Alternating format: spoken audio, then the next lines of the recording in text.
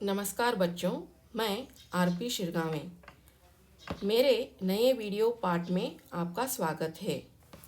आज 8वीं कक्षा हिंदी वल्लरी में दूसरा पाठ मिर्च मसाला पाठ को हम पढ़ेंगे। अगर आप मेरे चैनल को पहली बार देख रहे हैं तो सब्सक्राइब कीजिए, लाइक कीजिए और शेयर भी कीजिए ताकि मेरे वीडियो आप तक सबसे पहले पहुंच पाए। तो आज हम शुरू करेंगे मिर्च मसाला। तो ये मिर्च मसाला क्या है?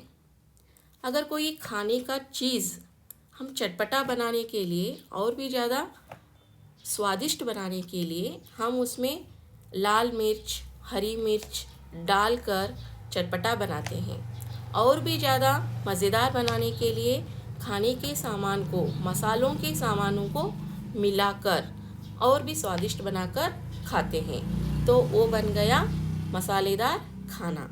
ठीक उसी प्रकार कोई राज की बात या फिर कोई रोचक बात को बताने के लिए अगर हम उसमें थोड़ा सा रंग भरकर, यानी कि बात को बढ़ा चढ़ाकर बोलना ही मिर्च मसाला लगाकर बोलना होता है बच्चों। आपको समझ में आया? आपको समझ में नहीं आया तो एक उदाहरण देकर समझाने की कोशिश करती हूँ। समझ लीजिए आप स्कूल जा रहे हैं, है ना? तो जाते समय आपने एक छोटे से सांप को देखा। तब आप स्कूल जाकर अपनी सहेली से बोलते हैं, तो ये बात आपकी कोई ध्यान से सुनता नहीं।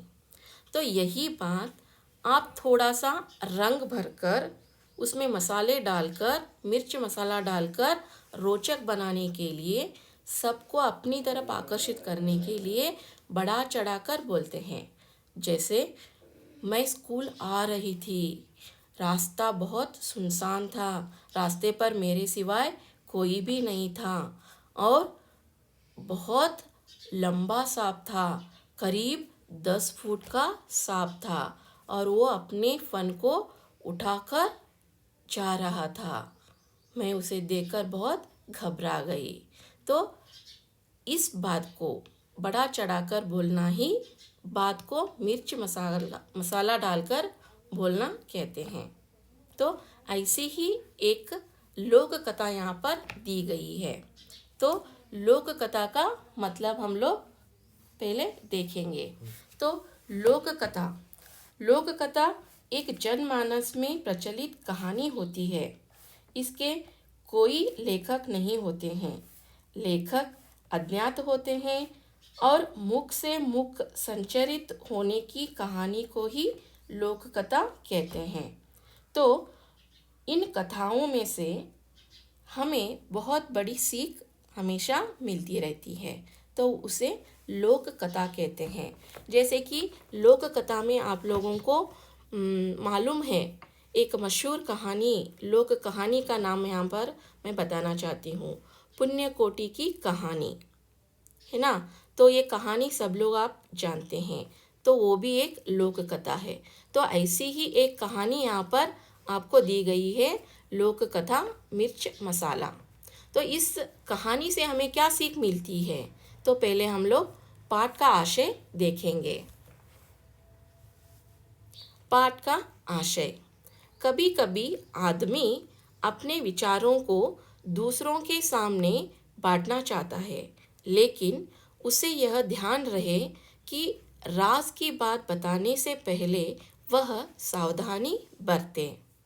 तो देखो बच्चों, यहाँ पर इंसान अपनी मन की बातों को, विचारों को दूसरों तक पहुंचाने की कोशिश करता है।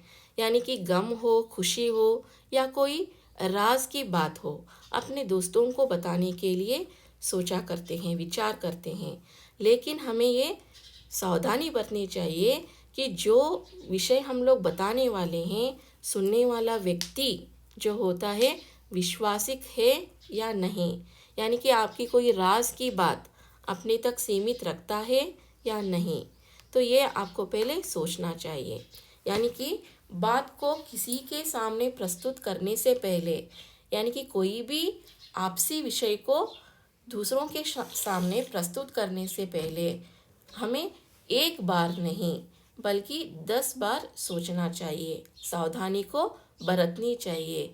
नहीं तो भोलू के साथ जो घटना हुई ऐसी ही घटना हमारे साथ भी हो सकती है। तो यही बात यहाँ पर सिखाई गई है, यानी कि राज की बात किसी को भी बताने से पहले एक बार नहीं 10 बार हमें सोचनी चाहिए, है ना। तो अब हम भोलू की कहानी देखते हैं कि भोलू के साथ कैसी घटना होती है। तो कहानी शुरू करेंगे। एक दिन शाम को भोलू आंगन में बैठकर दूध पी रहा था। उसे खांसी आई। दूध का लोटा लुढ़क गया तथा थोड़ा सा दूध मुंह से निकलकर जमीन पर फैल गया। देख लीजिए, यहाँ पर एक चित्र है, समझ लीजिए ये भोलू है। तो भोलू आंगन में बैठकर दूध पी रहा था। आप देख रहे हैं यहाँ पर दूध का ग्लास उसके हाथ में है। तो दूध को पीते समय भोलू को खांसी आ जाती है और खांसने के वजह से जो हाथ में ग्लास था वो नीचे गिर जाता है और थोड़ा सा दूध जो है ज़मीन पर गिर जाता है। तो देख लीजिए, यहाँ पर ग्लास है और दूध भरा हुआ है ना। खांसने की वजह से दूध जो है ज़मीन पर गिर जाता है। देखिए अगले चित्र में दूध ज़मीन पर गिरा हुआ है। तो फैले दूध में उसको 2 पंख दिखाई दिए। वह घबरा गया। अपनी पत्नी हीरा को बुलाकर कहा, देखो, तुम किसी से नहीं कहोगी तो मैं तुमसे एक बात कहूँगा। कसम से किसी से नहीं कहूँगी, पत्नी बोली। भोलू ने दूध में पंख की बात बता दी। देख लीजिए, यहाँ पर आपने पहले चित्र में देखा भोलू आंगन में बैठकर शाम के समय दूध पी रहा था। तो खांसी के वजह से क्या हो गया, दूध गिर गया और दूध गिरने के कारण यहाँ पर 2 पंख गिरे हुए दूध में ज़मीन पर उसने देखा। तो जैसे ही उसने पंख को देखा वो घबरा गया। बाप रे बाप, दूध में पंख दिखाई दे रहे हैं। उसने समझा कि पंख जो है उसके मुंह से ही गिरे हैं। तो वो घबराने के कारण अपनी बात को उसने क्या कहा, अपनी पत्नी हीरा को बुलाकर कहता है। देख लीजिए चित्र में हीरा अंदर से बाहर आ रही है। तो भोलू अपनी पत्नी को बुलाकर कहता है, पहले उससे कसम लेता है। कसम का मतलब होता है वादा। तो यहाँ पर वादा लेता है कि किसी से वो बात बिल्कुल नहीं कहेगी। तो अपने पति को वो वादा करती है कि किसी को ये पंख वाली बात नहीं बताएगी। तो देखते हैं कि पत्नी अपने पति को दिए हुए वचन को निभाती है या नहीं। देख लीजिए आगे की कहानी। तो हीरा इस बात को पचा न पाई। उसका पेट फूलने लगा। अपनी पड़ोसन चंपा से कहा, एक राज की बात है, जानती हो आज क्या हुआ? उनके मुंह से कबूतर के पंख निकले, बहुत सारे। मुझे चिंता हो रही है, पर किसी से मत कहना। चंपा बोली, तुम भी किसी से मत कहना, लोग बात का बतंगड़ बना देंगे। तो देख लीजिए यहाँ पर हीरा इस बात को पचा न पाना, यानी कि किसी राज की बात को अपने मन में नहीं रखना, यानी कि वो उस बात को अपनी सहेली तक पहुंचाने के लिए उतावली हो रही थी। उसका पेट फूलना यानी कि उसे ये बात किसी तक तो पहुंचाना ही था। तो क्या करती है, अपनी पड़ोसन के पास जाती है और पड़ोसन में उसकी सहेली रहती है चंपा। तो चंपा को वो बुलाकर कहती है, चंपा सुनो, मैं तुम्हें एक राज की बात बताना चाहती हूँ, तुम किसी से मत कहना। तो यहाँ पर चंपा कहती है कि मैं किसी से नहीं कहूँगी। तो यहाँ पर वो हीरा जो है अपनी पति को दिए हुए वचन को तोड़कर, भूलकर वो क्या करती है, चंपा को बताती है। आज उनके मुंह से कबूतर के बहुत सारे पंख निकले।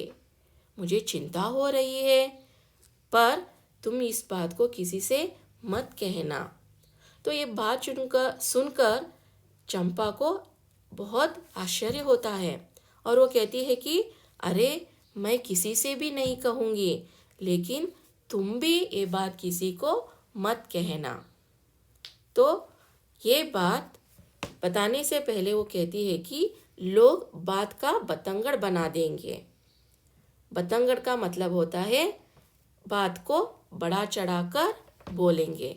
तो पहले नए शब्दार्थ को यहाँ पर देखेंगे। देख लीजिए, यहाँ पर कुछ नए शब्द है। तो नए शब्दों को आप पहले लिख लीजिए।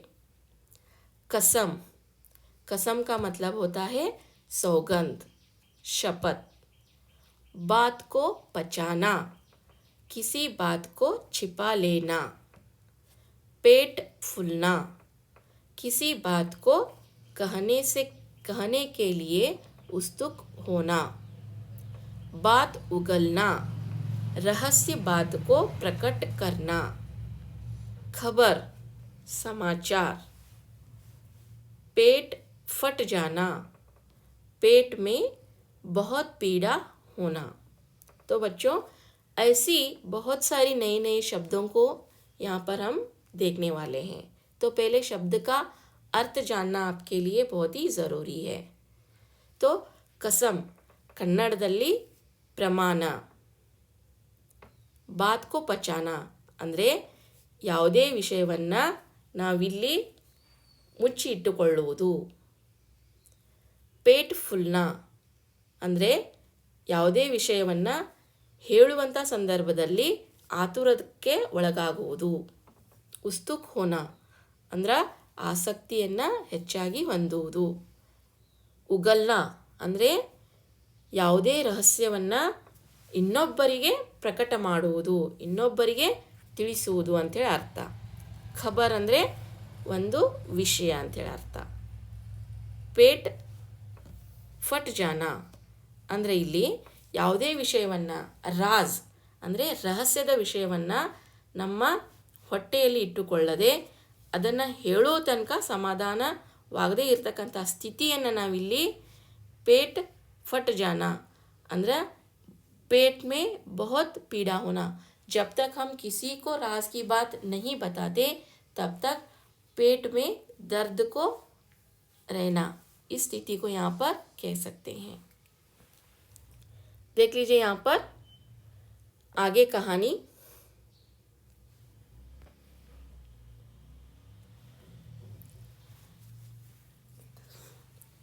तो यहाँ पर एक चित्र आपको दिखाई दे रहा है ना। तो यहाँ पर हीरा जो है चंपा को रहस्य की बात यहाँ पर बता रही है ना। तो वादा उसने यहाँ पर अपने पति को दिए हुए वादे को वो तोड़ रही है। तो सहेली को दिया हुआ वादा यहाँ पर चंपा निभाती है या नहीं, आगे की कहानी में देखेंगे। देखिए यहाँ पर चंपा से न रहा गया। उसे लगा कि अगर यह बात किसी से नहीं कही तो उसका पेट फट जाएगा। अपनी सहेली चमेली को वो देखते ही उसने सारी बात उगल दी। कहने से पहले चमेली से वादा करवा लिया। देख लीजिए यहाँ पर चित्र में हीरा ने चंपा को बताया और चंपा ने अपनी बात को अपनी सहेली चमेली से बता दिया। पहले हीरा ने अपने पति को दिए हुए वचन को तोड़ा, फिर चंपा ने अपनी सहेली हीरा को दिए हुए वचन को उसने तोड़ा। अब चंपा क्या कर रही है, अपने मन में उस राज की बात को वो रख नहीं पा रही। कौन सी राज की बात? कबूतर के पंखों वाली बात। तो वो जैसे ही अपनी सहेली चमेली को देख लेती है तो उसका पेट का दर्द और भी बढ़ जाता है राज की बात बताने के लिए। और जैसे ही वो चमेली को देखती है, उसे बुलाकर एक राज की बात बताती हूँ।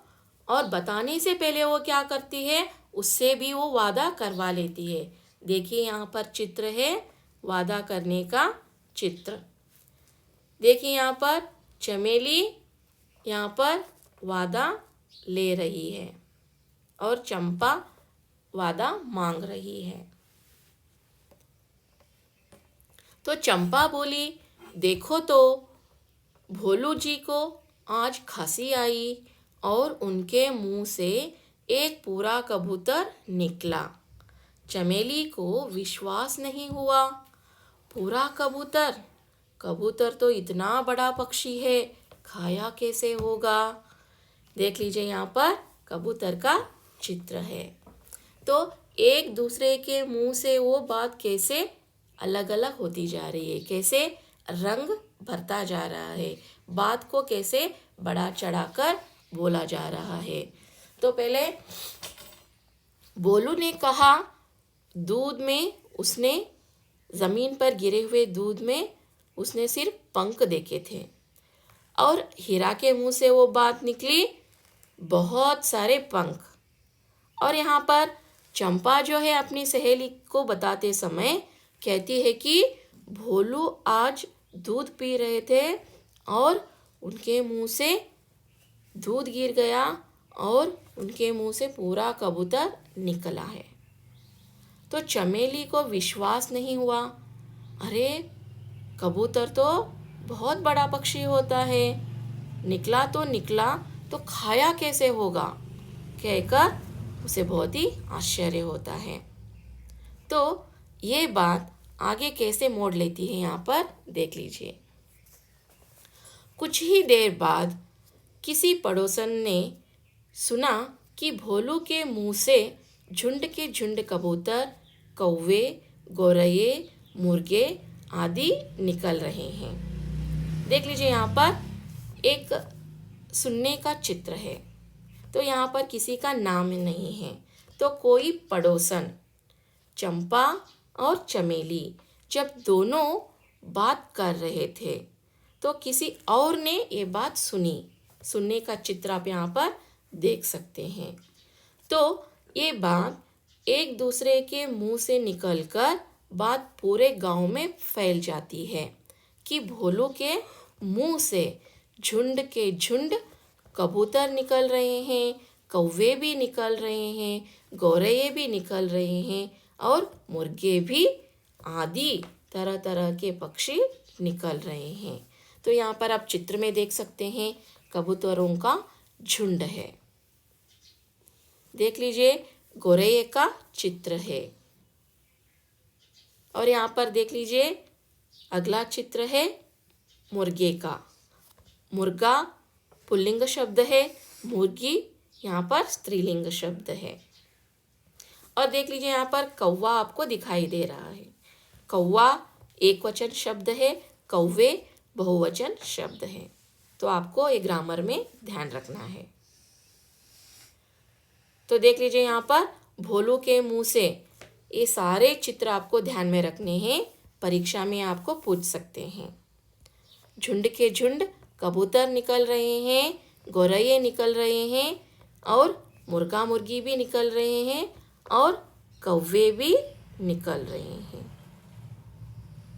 तो ये बात सारे गांव में कैसे फैल जाती है। गांव में यहाँ तक खबर फैल गई कि कई आकार तथा रंग के पंछी, विदेशों के पक्षी भी भोलू के मुंह से निकल रहे हैं और इन पक्षियों से आकाश भर गया है, राई का पहाड़ बन गया है। देख लीजिए गांव में ये बात जो है पूरी तरह से फैल जाती है। कबूतर, गौरैये और मुर्गे, कौवे आदि तो निकल ही रहे हैं। इसके साथ साथ बहुत सारे लोगों के मुंह से और भी बातें फैल जाती हैं। देख लीजिए यहाँ पर चित्र में रंग बिरंगे पक्षियों का चित्र है और देश विदेश के पंछियों का भी चित्र है यहाँ पर, और वो भी कैसे रंग बिरंगे यहाँ पर पक्षी आपको दिखाई दे रहे हैं। तो ऐसे बहुत सारे पक्षी भोलू के मुंह से निकल रहे हैं और पूरा आकाश जो है पक्षियों से भर गया है। तो छोटी सी बात राही का पहाड़ बन गया है। राही का पहाड़ बनना ಅಂತಂದ್ರೆ छोटी ಅಂದರೆ ರಾಯಿ ಅಂತಂದರೆ ಚಿಕ್ಕ, ಸಣ್ಣ ವಿಷಯ ಏನಾಗೋದು ಇಲ್ಲಿ ದೊಡ್ಡದಾಗುವುದು। ರಾಯಿ ಕಾ ಪಹಾಡ್ ಬನ್ನ, ರಾಹಿ ಅಂದ್ರೆ ನೋಡ್ರಿ ಇಲ್ಲಿ ಚಿಕ್ಕ ವಿಷಯ, ಇಲ್ಲಿ ಬರೀತೇನೆ ನೋಡ್ರಿ, ಚಿಕ್ಕ ವಿಷಯ ದೊಡ್ಡದಾಗುವುದು ಅಂಥೇಳಿ ಅರ್ಥ। ಪಹಾಡ್ ಅಂದರೆ ದೊಡ್ಡದಾಗುವುದು। तो देख लीजिए यहाँ पर लोग भोलू को देखने के लिए यहाँ पर कैसे उसके गांव की तरफ दौड़ पड़ते हैं। यह चमत्कार देखने के लिए दूर दूर से लोग आने लगे। बेचारा भोलू भयभीत होकर किसी एक पेड़ पर छिप गया था। थोड़ी देर बाद सब लोगों ने उसे ढूंढ निकाला। उसकी घबराहट देखकर लोगों को समझ आया कि किसी भी रहस्य को बताने से पहले 10 बार सोचना चाहिए। देख लीजिए यहाँ पर भोलू के मुंह से देश विदेश के रंगदार पक्षी निकल रहे हैं। पूरा आसमान भर गया है कबूतरों से, मुर्गे से, गौरैये से, कौवों से। ये दृश्य देखने के लिए यहाँ पर बहुत सारे आसपास के गांव के लोग भी आने लगे। तब बेचारा भोलू भयभीत हो जाता है, घबरा जाता है और वो घबराकर पेड़ पर चढ़कर छिपकर बैठ जाता है। देख लीजिए यहाँ पर भोलू का चित्र है। पूरे गांव के लोग जो है उसे देखने के लिए आ रहे हैं। तो भोलू यहाँ पर घबराकर पेड़ पर छिपकर बैठा हुआ है ना। तो कैसे छोटी सी बात यहाँ पर बड़ा चढ़ाकर बताई गई है। तो बेचारा भोलू को यहाँ पर तकलीफ हुआ, उसे पेड़ पर जाकर बैठना पड़ गया। तो इस कहानी से हमें ये सीख मिलती है बच्चों, कोई भी राज की बात बताने से पहले हमें 10 बार सोचना चाहिए। भोलू अगर अपनी पत्नी को ये बात नहीं बता देता तो हीरा क्या करती थी, किसी और को नहीं बताती थी। तो यहाँ पर क्या हो गया, भोलू ने हीरा को बताया, हीरा चंपा को बताई और चंपा ने चमेली को बताया और चमेली ने क्या किया, उस बात को बढ़ा चढ़ाकर एक दूसरे से बात अलग अलग बनती गई और यहाँ पर उसके मुंह से बहुत सारे पक्षी निकल रहे हैं। तो ये बात जो है एक राही का पहाड़ बन जाता है और बेचारा भोलू को घबराना पड़ता है और वो घबराकर पेड़ पर छुप जाता है।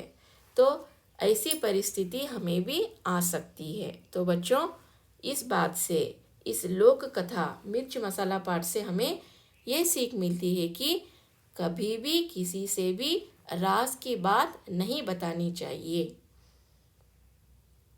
तो ये था मिर्च मसाला। तो अगले वीडियो में हम लोग मिलेंगे। धन्यवाद।